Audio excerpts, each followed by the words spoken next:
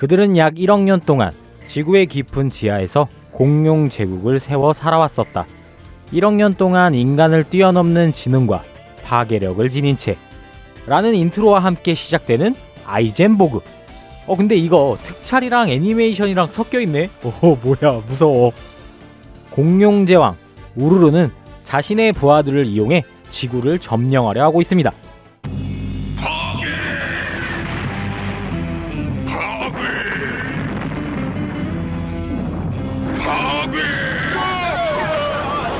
착한 동물들을 세뇌시켜 인간들을 공격하는데요. 이곳은 디전투대.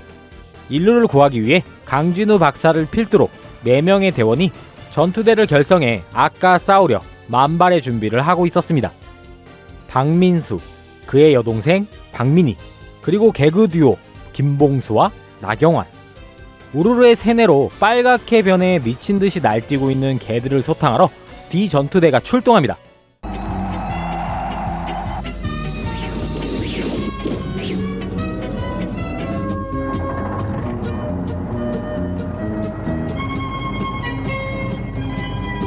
아이젠호 발진 준비 오케이.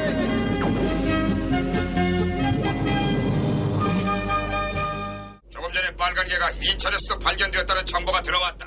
아니 인천은 우리 동네인데 이런 사건도 있었고. 개들은 집값 비싼 서울로 집결하려 하는데요. 주인공들의 아이젠 1호, 2호가 분리, 변신해 비행 모드로 들어갑니다. 전기 공격에도 꿈쩍하지 않는 개들. 이때 지하에서 공룡이 등장합니다. 민수와 미니는 크로스. 아이젠 크로스.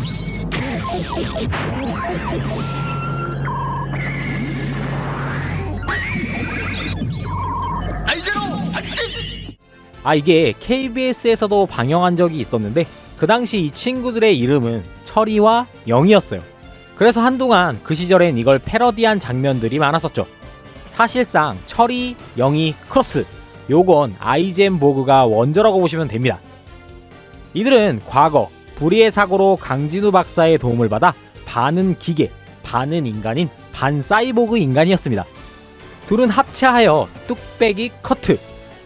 근데 내가 아는 합체는 이런 게 아닌데? 이곳은 청평댐. 지진이 발생합니다. 댐을 붕괴시켜 인간들을 수장시킬 계획인 우루루. 지진은 너무 싫어요. 지진을 좋아하는 사람이 어디 있겠나? 디전투대는 여태까지 상대해온 공룡들을 보면서 점점 공룡들이 막강해지고 전투 스타일도 진화하고 있다고 생각합니다. 그래서 새로운 무기를 개발하게 되는데 일명 디폭탄.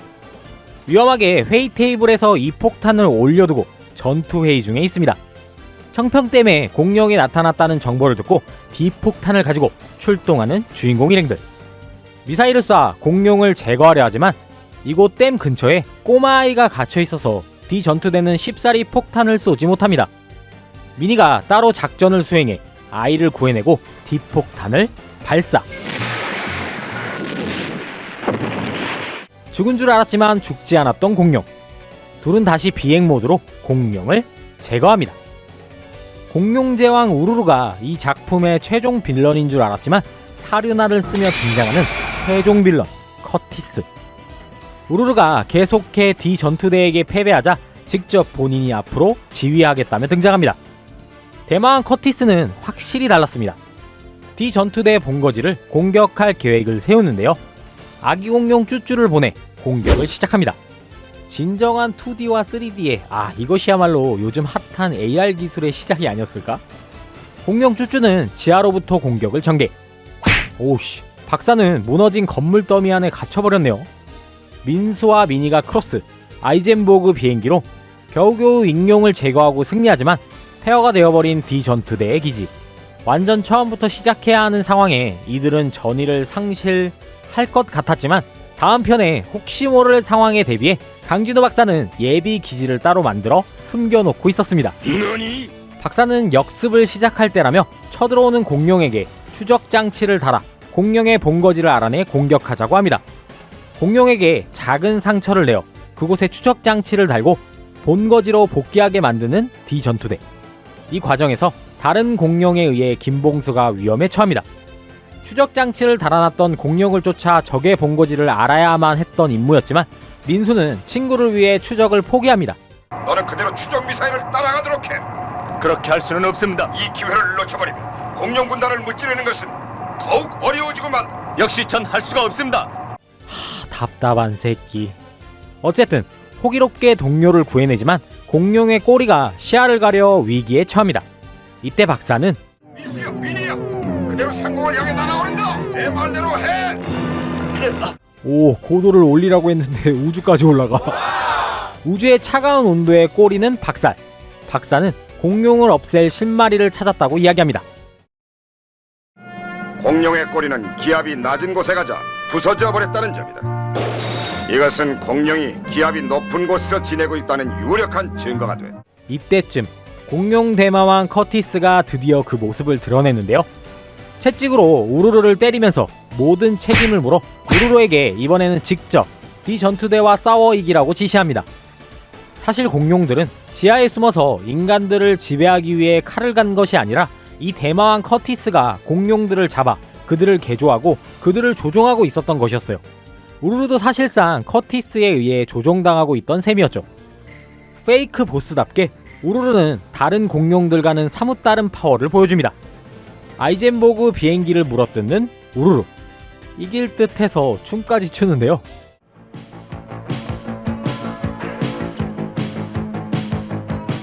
아니 이게 무슨 미친. 우르르와의 전투는 민수와 미니에게 어렵게 돌아가고 엎친 데 덮친 격 에너지까지 부족한 상태가 됩니다. 민수는 전신주를 들이받아 에너지를 공급받자고 하는데요. 오, 기가 막힌 기술. 전신주 에너지를 받고 드릴로 우르르를 관통.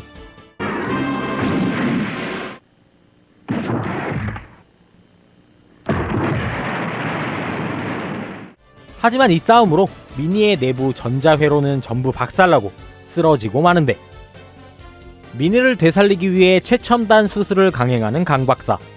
이때부터 커티스는 갑옷 입은 공룡들을 내보내 지구를 공격합니다. 쓰러져 있는 미니와 함께하지 못해 민수는 혼자 출동하는데요. 역시나 탈탈 털려버립니다. 그때 쓰러져 있던 미니의 십자가 목걸이가 떨어지더니 전기작용이 일어납니다.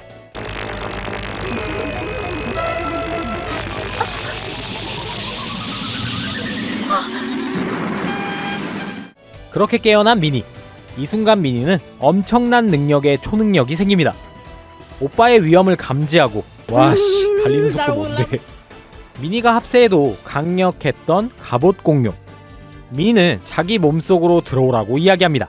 오빠! 내 몸속으로 들어와! 뭐라고?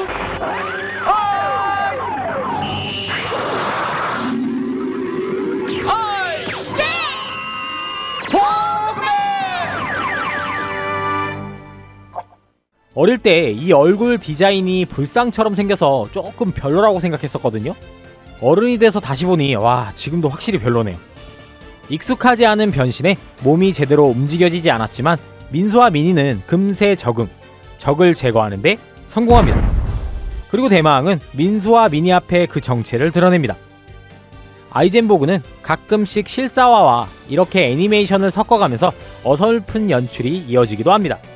뭐 1977년작이니까 어쩔 수 없었던 것일 수도 있겠죠.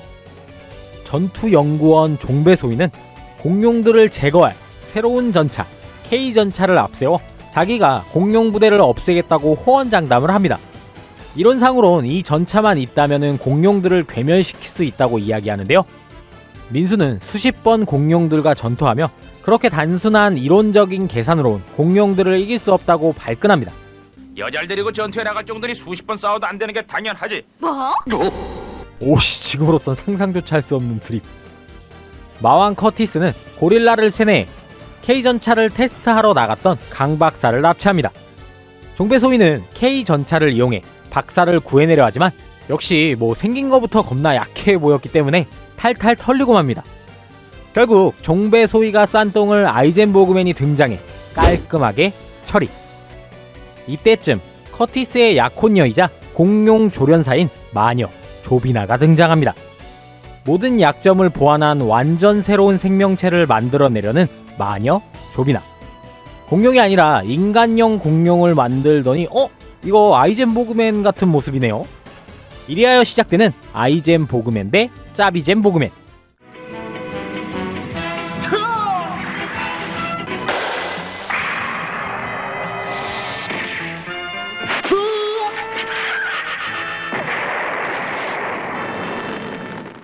박철민이라는 의문의 사내가 나타나 지금 이곳은 위험하니 빨리 높은 산으로 올라가라고 말합니다. 민수와 민희는 그 사내의 이야기를 듣고 산으로 올라가는데요. 갑자기 폭풍 후에 높은 파도가 일어나 이 지역을 덮칩니다. 이 박철민이라는 캐릭터, 정체가 과연 무엇일까요? 이 폭풍 후 역시 조비나가 새롭게 공룡을 개조해 날씨를 조작하는 능력을 부여했던 것이었습니다. 기온을 자유자재로 조절하는 공룡. 출동한 아이젠보그맨 역시 얼어버립니다.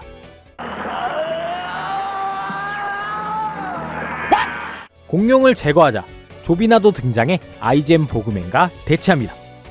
조비나도 아이젠보그맨의 칼에 찔려 사망. 박철민의 정체는 이 넓은 우주의 악의 세력을 없애기 위해서 다른 별에서부터 온 외계인이었어요. 그는 커티스에게 정말 무서운 능력이 있으니 조심하라고 하는데, 공룡 부대를 이끌고 도시에 등장한 커티스. 아이젠보그맨은 화살을 장착해 커티스에게 발사합니다. 하지만 이 녀석 불사신인 걸까요? 다시 일어나는데요. 이번엔 칼로 샤샤샥. 안 죽어. 뭐지? 커티스는 전국 각지의 마그마 공룡을 소환해 지구 전체의 대분화를 일으키려 합니다. 박철민은 커티스가 있는 거점을 알고 있다며 뒤 전투대에게 좌표를 찍어줍니다. 적의 본거지에서 다시 만나는 주인공 일행들과 커티스. 커티스는 칼을 맞고 계속 쓰러지지만 목걸이가 빛을 내며 계속 불사신처럼 일어납니다. 철민이는 마왕의 목걸이가 빛을 반사하지 못하도록 꼭 붙들고 있었다. 철민의 도움으로 마지막 일격 필사를 시전하는 아이젠보그맨. 철민은 이때의 행동으로 그만 목숨을 잃고 맙니다. 커티스는 사라지고 다시 평화를 되찾은 공룡들과 지구. 민수와 민희는 전투대로 복귀하지 않고 박철민처럼 다른 어느 우주 행성에 위협이 있을지 모른다며 그들에게 도움을 주러 간다고 하며 엔딩을 맞습니다. 이렇게 애니메이션과 특촬물이 어울리는 듯 안 어울리는 듯 했던 지구소호 대 아이젠보그는 행복한 엔딩을 맞이하게 됩니다. 1979년 4월부터 80년 2월까지 KBS에서 어린이 특공대라는 이름으로 방영해 나름 큰 인기를 끌었던 원제 공룡 대전쟁 아이젠보그는 90년 대형 팬더에서 비디오로 내 지금 현재 시청하시는 분들은 대부분 요 대형 팬더 버전을 기억하고 계신 분들이 꽤나 많으실 거예요. 바이오맨이나 스필반 같은 비디오를 본 후에 예고편으로 소개가 돼서 내용은 잘 모르시더라도 이름과 아이젠보그의 스펙은 다들 기억하실 거예요. 2017년 사우디아라비아에서 투자를 결정하면서 이 작품을 만들었던 추브라야 프로덕션이 새로 완벽하게 리부트해 영상을 공개했었습니다. 사우디아라비아의 왕세자가 어린 시절 너무 재미있게 본 추억의 작품이라 다시 꼭 봤으면 좋겠다라는 취지에서 시작됐었던 사업이었는데요. 사우디아라비아 왕자 클라스. 하지만 그 후로는 뭐 별다른 소식은 없네요. 이거에 대한 자세한 정보를 알고 계신 분이 계시다면 댓글로 정보 공유 부탁드릴게요. 약간의 추억 보정이 있는 작품이었지만 옛 비디오 감성을 떠올리면서 오랜만에 재미있게 시청했던 작품입니다. 여러분들이 기억하는 아이젠보그, 이 작품은 어떤 작품이었나요? 댓글로 많은 공유 부탁드립니다. 저는 또 다음 추억의 영상으로 인사드리도록 하겠습니다. 지금까지 얄리 아재 비디오 얄리였습니다. 아재 비디오